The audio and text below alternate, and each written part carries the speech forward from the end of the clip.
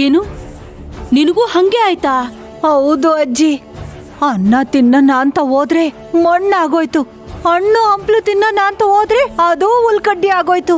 ಹಾಳಾಗ್ ಹೋಗ್ಲಿ, ನೀರಾರ ಕುಡ್ದು ಹೊಟ್ಟೆ ತುಂಬಿಸ್ಕೊಳ್ಳೋಣ ಅಂದ್ರೆ ಅದು ಬೇವಿನ ನೀರಾಗೋಗದೆ. ಊಟ ತಿಂಡಿ ತಿಂದಿಲ್ಲ ಅಂದ್ರೂ ಪರವಾಗಿಲ್ಲ, ಹೆಂಗೋ ಹಣ್ಣು ಹಂಪ್ಲು ಡ್ರೈ ಫ್ರೂಟ್ಸ್ ತಿನ್ಕೊಂಡು ಹೊಟ್ಟೆ ತುಂಬಿಸ್ಕೊತಿದ್ದೆ. ಆದ್ರೆ ನನ್ ಮಗು ಹೊಟ್ಟೆಗ್ ಬಂದಾಗಿಂದ ಅದಕ್ಕೆ ಹಸುವು ಅಂದ್ರೆ ಏನಂತ ಇವತ್ತೇ ಗೊತ್ತಾಗಿದ್ದು ಅನ್ಸುತ್ತೆ. ನಿನಗೂ ಹಿಂಗೆ ಆಯ್ತಾ ಇದೆ ಅಂದ್ರೆ ಆ ತುಳಸಿ ವ್ರತ ದಿನದಿನಕ್ಕೂ ಗಟ್ಟಿ ಆಯ್ತಾ ಇದೆ ಅಂತ ಅನ್ಸುತ್ತೆ.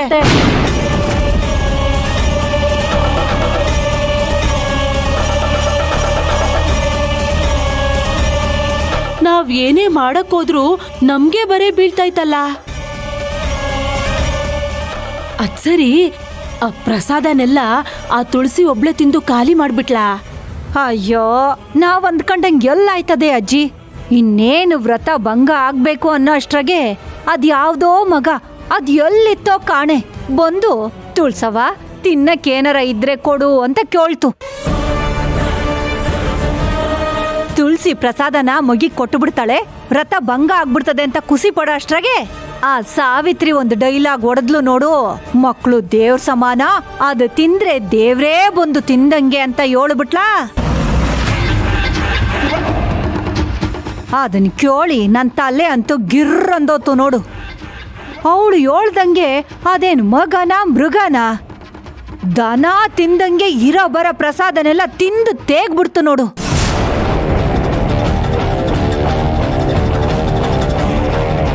ಆ ತುಳಸಿ ಟೈಮು ಚೆನ್ನಾಗೈತೆ. ನಾವು ಹಾವೆಸೆದ್ರು ಅವಳ ಕೊರಳಿಗೆ ಹಾರ ಆಯ್ತೈತೆ. ಹ್ಞೂ ಕಣಜ್ಜಿ, ಆ ಭಕ್ತ ಪ್ರಹ್ಲಾದ ಸಿನಿಮಾನ ನಮ್ಮನೆಗೆ ನೋಡ್ದಂಗಾಯ್ತಾದೆ. ಇದನ್ನೆಲ್ಲ ನೋಡ್ತಾ ಇದ್ರೆ ದೇವ್ರು ಆ ತುಳಸಿ ಕಡೆಗೆ ಅದನ್ನೇ ಅಂತ ಅನ್ನಿಸ್ತಾದೆ. ಏನಂದೆ? ಆ ದೇವ್ರು ತುಳಸಿ ಪರವಾಗಿ ಅದನ್ನೇ ಅಂತ ಅನ್ನಿಸ್ತಾದೆ ಅಂದೆ. ಆ ದೇವ್ರು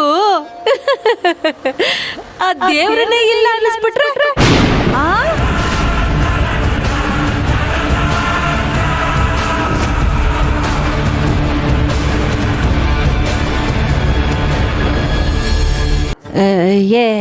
ಏನಜ್ಜಿ, ದೇವ್ರನ್ನ ಇಲ್ಲ ಅನ್ಸ್ಬಿಡದ? ಅದಂಗೆ?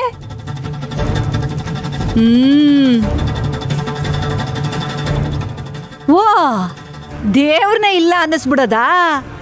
ಅರ್ಥ ಆತು ಬಿಡು. ನೀನ್ ನನ್ನ ಪಾಲಿಗೆ ದೇವ್ರಿದ್ದಂಗೆ ನೋಡಜ್ಜಿ. ನಿಂಗಿವೆಲ್ಲ ಅದ್ ಹೆಂಗ್ ಹೊಳಿತವೆ ಅಂತ ಹೇಳ್ದೆ ತಾನೆ, ಅದೆಲ್ಲ ವರ ನಂಗೆ. ಅದೇನೇ ಆದ್ರೂ ನೀನ್ ಆ ಮೂರ್ತಿನ ತಂದು ನನ್ ಕೈ ಕೊಡು, ನಾನು ಅದನ್ನ ಎಲ್ಲಿ ಇಡ್ಬೇಕೋ ಅಲ್ಲಿಡ್ತೀನಿ.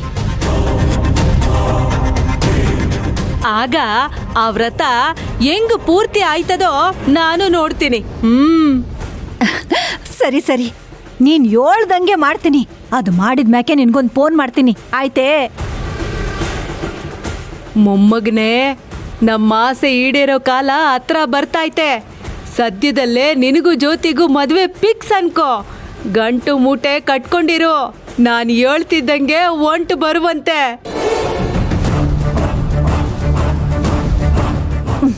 ಅಜ್ಜಿ,